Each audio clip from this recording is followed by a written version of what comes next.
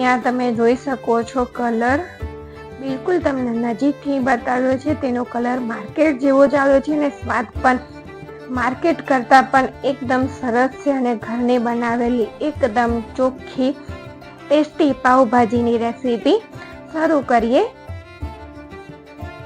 તો તેની માટે અહીંયા આપણે કુકરમાં બનાવીએ છીએ એટલે કુકર લઈ લેવાનું અને 2 ક્યુબ બટર, તેની સાથે થોડું તેલ એડ કરી દેવાનું અને 6 થી 7 કળી લસણની એડ કરવાની.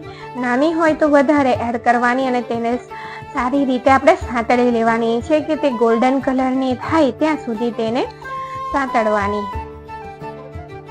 તો અહીંયા તમે જોઈ શકો છો કે લસણની કળી ગોલ્ડન કલરની થઈ ગઈ છે. ને મીડિયમ સાઈઝની એક ડુંગળી જેને આ રીતે રફલી ચોપ કરી એડ કરી દેવાની અને તેને પણ આપણે ટ્રાન્સપરન્ટ થાય ત્યાં સુધી સતત સ્ટર કરતા રહી અને શેકવાની છે. થોડુંક જીરું એડ કરી દેવાનું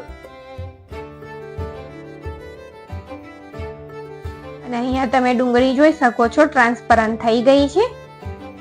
વેજીટેબલ એડ કરી દઈએ. અહીંયા તમને ભાવતા કોઈ પણ વેજીટેબલ તમે એડ કરી શકો છો કે માપ વધારે કે ઓછું પણ કરી શકો છો. તો અહીંયા 2 મીડિયમ સાઈઝના ટામેટા રફલી ચોપ કરેલા, 1/3 કપ બીટના લીધે રેડ કલર સરસ આવશે, કોઈ કલર આપણે એડ નહીં કરવો પડે, 1/3 કપ કેપ્સિકમ, 1/3 કપ ગાજર, 1 કપ બટાકા અને 3/4 કપ ફ્લાવર, 1/4 કપ વટાણા અને 1/4 કપ ધાણા પણ આ જ સમયે આપણે તેની અંદર એડ કરવાના છે. 2 ટીસ્પૂન ધાણા જીરું પાવડર, 2 ટીસ્પૂન લાલ મરચું પાવડર કે તીખાશ તમારે જોવે તેટલી કે પછી તમે અડધું લાલ અને અડધું કાશ્મીરી મરચું પણ એડ કરી શકો છો, 1/2 ટીસ્પૂન હળદર પાવડર અને સ્વાદ પ્રમાણે મીઠું એડ કરી દેવાનું. અને તમે માપમાં જોશો તો 1 ટીસ્પૂન જેટલું મેં મીઠું એડ કર્યું છે, પણ તમારે તમારા ટેસ્ટ પ્રમાણે તેને એડ કરવાનું. બધી વસ્તુને સારી રીતે આપણે અહીંયા મિક્સ કરી અને 5 થી 7 મિનિટ માટે સરસ રીતે તેને સાંતળી લેવાની છે. અને આ 1 ઇંચથી થોડું વધારે આદું લીધું છે, તેને આ રીતે ઘસીને એડ કરજો. આ રીતે ઘસીને એડ કરવાથી તેનો ટેસ્ટ ખૂબ જ સરસ આવે છે.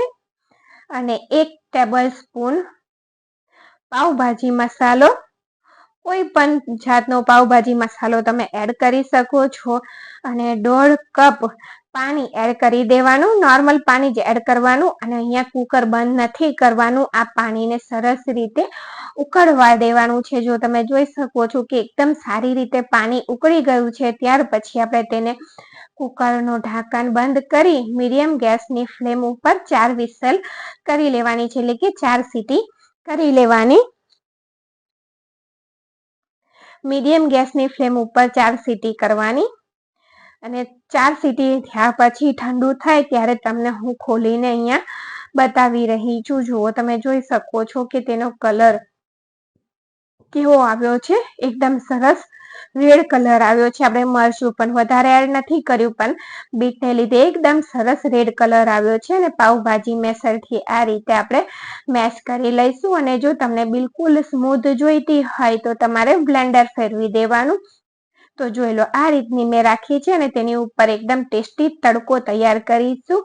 તો 1 ક્યુબ બટર, થોડું તેલ અને 1 મીડિયમ સાઈઝની ડુંગળીને આ રીતે ચોપરમાં ચોપ કરી લીધી, જેને સારી રીતે આપણે સાંતળી લેવાની છે. અને તેની અંદર 1 ટેબલ સ્પૂન જેટલી કસ્તુરી મેથીને હાથેથી ક્રશ કરી એડ કરી દેવાની અને 1 ટીસ્પૂન જેટલો પાવભાજી મસાલો આ વઘારની અંદર પણ એડ કરી દેવાનો છે ને એકદમ સરસ રીતે તેને મિક્સ કરી દેવાનું. અને અહીંયા તેલ થોડું ઓછું લાગતું હતું તો મેં થોડું તેની અંદર એડ કર્યું છે. તો આ વઘાર આપણો એકદમ ટેસ્ટી વઘાર તૈયાર થઈ ગયો છે. તો તેને પાવભાજીની અંદર એડ કરી દઈએ અને તમે જોઈ શકો છો કે પાવભાજીનો કલર કોઈ પણ જાતનો કલર આપણે એડ નથી કર્યો તો પણ એકદમ સરસ તેનો કલર આવ્યો છે.